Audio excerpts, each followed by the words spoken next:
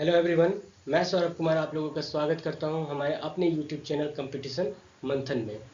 जैसा कि आपको पता है कि हमारा ये यूट्यूब चैनल इसके माध्यम से आपको डिफरेंट डिफरेंट एग्जामिनेशंस में गाइड मिलता है और हमारे जो पूरा एक्सपर्ट का टीम है और ये पूरे एक्सपर्ट का टीम दिन रात मेहनत करते हैं ताकि आपको बेहतर से बेहतर टीचिंग मिल सके, ताकि आप डिफरेंट डिफरेंट एग्जामिनेशंस को क्रैक कर सकें। इसी संदर्भ में मैं यहाँ पर फिजिक्स का एक लेसन लेके आया हूँ, वेव एंड वेव मोशन। तो चलिए बिना समय गवाए हम लोग इस चैप्टर का शुरुआत। बहुत ही इम्पोर्टेंट टॉपिक है जो कि जिससे क्वेश्चंस पूछे जाते हैं। वेव का मतलब होता है तरंग, हिंदी में देखें तो इसका मतलब होता है तरंग, जबकि वेव मोशन जो होता है इसका मतलब होता है तरंग गति। तरंग गति आगे हम लोग देखेंगे इसका डेफिनेशन। देखिए, जब हम इसका डेफिनेशन देखते हैं, सबसे पहले डेफिनेशन देख लीजिए, फिर मैं आपको फिगर के माध्यम से बहुत ही अच्छे से डील करके समझाऊंगा एक एक चीज। तो वेव क्या होता है? फॉर्म ऑफ डिस्टर्बेंस है इन एनी मीडियम।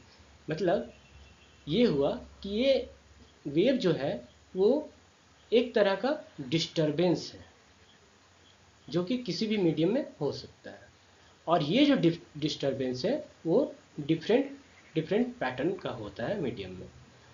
और तीसरा जो पॉइंट है उसमें देखिएगा कि वेव्स जो है वो मूव करता है without actual movement of material, यानी जो मीडियम का मटेरियल होगा उसका एक्चुअल मूवमेंट नहीं होता।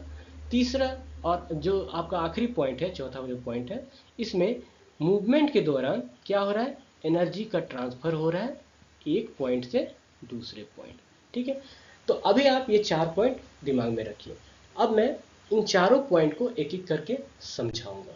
ठीक है, तो सबसे पहले मैं समझाने के लिए आपको एक एग्जांपल लेता हूं, वो है ये पूरा फिगर। देखिए, ऐसे बहुत सारे फिगर आपको मिलेंगे और इतने अच्छे अच्छे फिगर मिलेंगे कि आप उससे पूरी टर्म्स को बहुत ही अच्छे से समझ पाओगे। तो पहले देखिए ये फिगर, ये शांत जल का फिगर था। शुरुआत में ये पूरा शांत जल था जिसमें वाटर का ड्रॉप फॉल हो रहा है। हो सकता है कि इसमें हम एक स्टोन का छोटा टुकड़ा भी गिराए तो भी कंडीशन वही रहेगा। तो यहाँ आप क्या ऑब्जर्व कीजिएगा उसको देखिए। जब भी स्टोन का एक छोटा टुकड़ा इस पर गिरता है तो क्या होगा कि इस शांत जल में डिस्टर्बेंस क्रिएट होगा। और डिस्टर्बेंस कैसे क्रिएट होगा? एक ये पैटर्न बनाते हुए ऐसा लगेगा कि वाटर जो है डिस्प्लेस होके आगे की ओर बढ़ रहा है। हमें तो ऐसा ही महसूस होता है जब प्रैक्टिकली हम इस चीज़ को देखते हैं। और जब भी कभी पत्थर का एक छोटा टुकड़ा अगर आप शांत जल में डालते हैं तो आपको क्या दिखता है? कि ऐसा महसूस होगा कि पानी जो है लेयर बाय लेयर आगे की ओर बढ़ रहा है, यानी पानी एक जगह से निकल के दूसरी जगह की ओर जा रहा है, ऐसा महसूस होता है। लेकिन क्या ये सही में ऐसा होता है रियल में? चलिए एक एक्सपेरिमेंट करते हैं इसके लिए। आप क्या कीजिए कि कागज़ का नाव ले लीजिए, नाव ले लीजिए, उसको वेव के डायरेक्शन में इस तरह से रख दीजिए। ठीक है, यानी ये एक तरह का डिस्टर्बेंस में आप रख दीजिए। तो अभी आप क्या देखोगे कि वेव के साथ या डिस्टर्बेंस के साथ जो है कभी भी ये नाव आगे की ओर नहीं बढ़ता, बल्कि क्या होता है ये अपनी ही जगह में ऊपर नीचे ऐसे मूव करने लगता है। तो इसका क्या मतलब हुआ? इसका मतलब ये हुआ कि जो वेव है वो क्या है? एक तरह का डिस्टर्बेंस है, एक तरह का डिस्टर्बेंस है जो कि मीडियम में क्रिएट हुआ है। अब मीडियम में ये बना है, अब हो क्या रहा है कि डिस्टर्बेंस के दौरान जो मीडियम का मटेरियल है वो कभी भी आगे की ओर नहीं बढ़ता, जैसा कि अभी मैंने यहाँ पर नाव का एग्जाम्पल लेके आपको बतलाया। ठीक है, तो एक्चुअल मूवमेंट ऑफ मटेरियल नहीं होता। तो फिर क्या चीज़ का मूवमेंट होता है? तो अब आप देखिए, जब यहाँ पर पत्थर का टुकड़ा जो है वो गया तो उसके बाद इसमें क्या हुआ? डिस्टर्बेंस क्रिएट हुआ। डिस्टर्बेंस क्रिएट हुआ यानी एक तरह का एनर्जी जो है वो रिलीज हुआ। और वो एनर्जी का जो ट्रांसफ़र है वो एक पॉइंट से दूसरे पॉइंट की ओर हुआ। तो यानी एनर्जी का ट्रांसफ़र हो रहा है एक पॉइंट से दूसरे पॉइंट की ओर। ठीक है, मुझे उम्मीद है कि आपको ये एग्जाम्पल समझ में आया होगा। ठीक है, अब देखिए पैटर्न की बात करें तो पैटर्न जरूरी नहीं है कि ये ऐसा ही हो, पैटर्न अलग अलग हो सकता है। पैटर्न जैसे ये पैटर्न ऐसे हो सकता था, ये पैटर्न ऐसे भी हो सकता था, ये पैटर्न ऐसे भी हो सकता था। तो इसीलिए डिफरेंट डिफरेंट पैटर्न मैंने यहाँ पर बोला है। ठीक है, अब देखिए हम लोग एक और एग्जांपल, इस एग्जांपल में आप क्या देखोगे कि एक रस्सी को लिए हुए यहाँ पर है और रस्सी का एक छोर में यहाँ पर मोशन ट्रांसफ़र किया जा रहा है। ठीक है, मतलब आप रस्सी का एक छोर पकड़ के उसको आप जब हिलाते हैं तो क्या होगा कि मोशन इस तरह से क्रिएट होगा और जो रस्सी है वो कुछ इस तरह से मोशन करेगा। अगर हम शुरुआत का कंडीशन से देखें तो रस्सी को मान लीजिए कि एक एंड से बांध दिए, सपोज कीजिए कि इस एंड से बांधा हुआ है, कहीं इस तरह से बांधा हुआ है। ठीक है, अब क्या हुआ कि जब आप इसको हिलाना शुरू किए इस पॉइंट से, तो आप क्या देखोगे कि रस्सी में मोशन कुछ इस तरह का जनरेट होता है, जिस तरह से अभी आपको फिगर में दिख रहा है। ठीक है, तो इसमें आप क्या ऑब्जर्व करते हैं कि जैसे अगर कोई पर्टिकुलर पॉइंट है, ये पॉइंट है मान लीजिए। ठीक है, मैं इसका कलर चेंज करता हूँ। ठीक है, तो यहाँ पर एक पार्टिकल है, ये पार्टिकल में जब मोशन मिलता है तो ये सिर्फ अपने पोजीशन पे ही टू एंड फ्रो मोशन करता है, यानी ऊपर नीचे मोशन करता है। मोशन के दौरान क्या होता है कि आप देखिएगा कि ये अपना मोशन अपने सामने वाले पार्टिकल को दे देता है, फिर वो भी टू एंड फ्रो मोशन करता है, फिर सेम काम ये भी करता है कि अपने सामने वाले पार्टिकल को दे देता है मोशन। तो इस तरह से कुल मिला के आप देखिएगा कि मोशन और एनर्जी का ट्रांसफ़र हो रहा है एक पॉइंट से दूसरे पॉइंट में, ना कि मटेरियल जो है वो ट्रांसफ़र हो रहा है। यानी ये पूरा मीडियम हो गया और इस मीडियम का जो मटेरियल है उसका कोई एक्चुअल ट्रांसफ़र नहीं हुआ। तो यहाँ पर इस तरह से मुझे लगता है कि आपको मेरा ये पूरा कंसेप्ट समझ में आ गया होगा। ठीक है, तो अब हम लोग नेक्स्ट पॉइंट पे चलते हैं। अगला पॉइंट और अगला टॉपिक जानने से पहले ये ज़रूरी है कि आप वेव टर्मिनोलॉजी को पूरी तरह से समझें। ठीक है, तो वेव टर्मिनोलॉजी को समझने के लिए सबसे पहले जो हमारा टॉपिक है वो है पीरियोडिक मोशन। पीरियोडिक मोशन क्या होता है? यहाँ पर जैसे जो डेफिनेशन मैंने यहाँ लिखा है कि a motion which repeat in regular interval of time, मतलब एक मोशन जो है रेगुलर इंटरवल ऑफ टाइम में रिपीट होता है, उस मोशन को हम लोग पीरियोडिक मोशन कहते हैं। चलिए एग्जांपल से शुरू करते हैं। फिर से हम लोग एक रस्सी का एग्जांपल लेते हैं। ठीक है, तो इस एग्जांपल में आप देखोगे कि वेव इस तरह से फॉर्म करना शुरू हुआ, इस तरह से फॉर्म करना शुरू हुआ। आप क्या देखोगे कि एक निश्चित समय पे, निश्चित टाइम इंटरवल पे आप देखोगे कि यही मोशन जो है वो लगातार रिपीट करते जा रहा है। तो जब भी इस तरह का मोशन हो तो इस तरह के मोशन को हम लोग बोलते हैं पीरियोडिक मोशन। किस तरह का मोशन बोलेंगे? Periodic motion. ठीक है, अब इसमें एक टर्म आता है पीरियड्स। पीरियड्स, ठीक है, तो पीरियड्स क्या होता है? जो पीरियड्स क्या होगा? स्मॉलेस्ट इंटरवल ऑफ टाइम होगा। Smallest interval of time, interval of time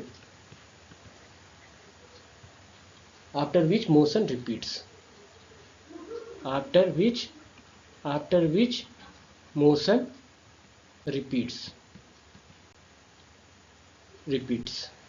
ठीक है, अब हम लोग नेक्स्ट स्लाइड में चलते हैं। अगला स्लाइड में आप देखिएगा, ये टर्मिनोलॉजी का पार्ट है, ये एम्पलीट्यूड के बारे में बात कर रहे हैं।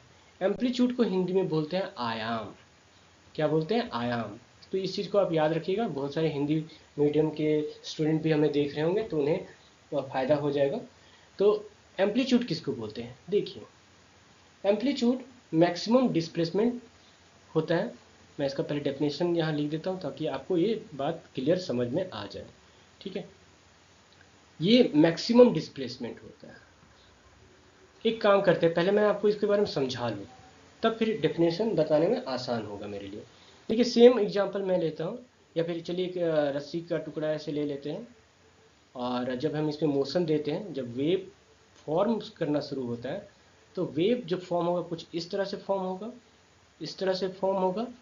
अब इस फॉर्मेशन के दौरान क्या होगा कि जो पार्टिकल है मीडियम का, ये पूरा पार्टिकल है, सारा पार्टिकल है, इधर ये सब पार्टिकल है, तो पार्टिकल जो है टू एंड फ्रो मोशन करना शुरू कर देता है। कुछ particle come to and fro करता है, कुछ पार्टिकल ज़्यादा टू एंड फ्रो मोशन करता है। तो जो मैक्सिमम डिस्प्लेसमेंट देगा यहाँ पर, जैसे इस सर्कल में आप देख रहे होंगे, मैक्सिमम डिस्प्लेसमेंट यहाँ मिला, तो ये मैक्सिमम डिस्प्लेसमेंट हुआ। यही मैक्सिमम डिस्प्लेसमेंट जो है आपका एम्पलीट्यूड कहलाता है। तो maximum displacement of particle of medium, गौर कीजिएगा, मैंने एक बहुत इंपॉर्टेंट पॉइंट लिखा, particle of medium from their mean position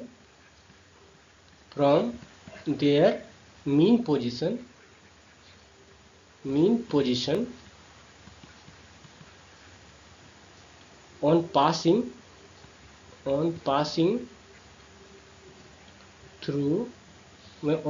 wave through medium,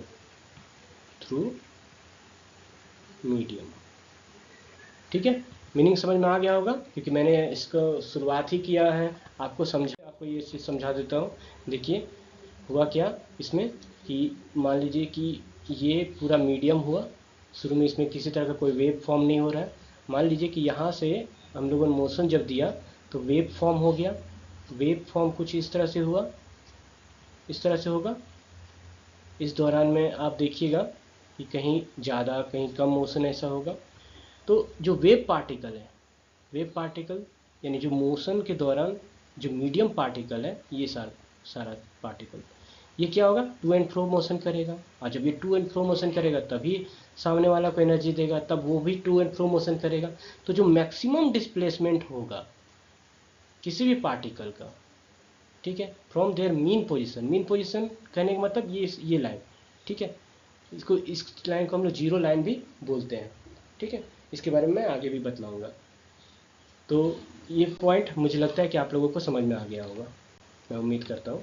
चलिए अब हम लोग नेक्स्ट से चलते हैं। अगला स्लाइड जो है वो है फ्रीक्वेंसी। फ्रीक्वेंसी को हिंदी में हम लोग बोलते हैं आवृत्ति। क्या बोलते हैं, आवृत्ति। देखिए फ्रीक्वेंसी समझना बहुत जरूरी है।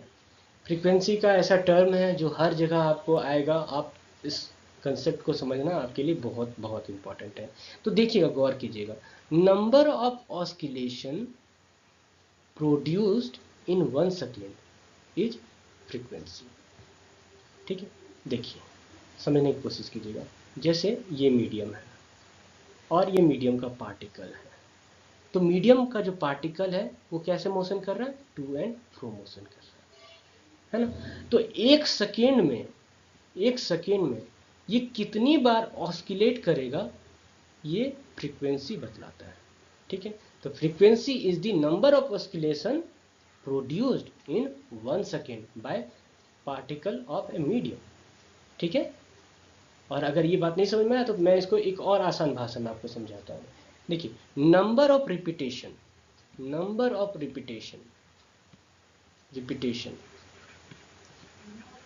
पर सेकेंड इज फ्रीक्वेंसी, ठीक है। कि एक सेकेंड में कितना बार रिपीटेशन किया है पार्टिकल अपने मोशन को, उसको फ्रीक्वेंसी बोलते हैं, ठीक है। तो इस तरह से ये क्या बतलाएगा, ये बतलाएगा कि कोई इवेंट जो है मीडियम में कितना जल्दी हो पाएगा। अगर वाइब्रेशन का कंसेप्ट से देखें तो नंबर ऑफ वाइब्रेशन पर सेकेंड हमारा फ्रीक्वेंसी कहलाता है, ठीक है। अब देखिए फ्रीक्वेंसी का एसआई यूनिट देखेंगे, ये बार बार पूछने वाला सवाल है, तो हम फ्रीक्वेंसी का एसआई यूनिट जरूर से जरूर देखेंगे। फ्रीक्वेंसी का एसआई यूनिट होता है हर्ट्ज, HERTZ, ठीक है। H जेड से रिप्रेजेंट करते हैं, और ये हेनरिच रुडोल्फ हर्ट्ज के सम्मान में इस यूनिट को दिया गया है, जिन्होंने फोटो इलेक्ट्रिक इफेक्ट को डिस्कवर किया था। तो 1 हर्ट्ज बराबर कितना हो जाएगा, ये ध्यान रखिएगा। 1 हर्ट्ज जो होता है एक वाइब्रेशन या एक ऑस्किलेशन पर सेकेंड होता है, 1 वाइब्रेशन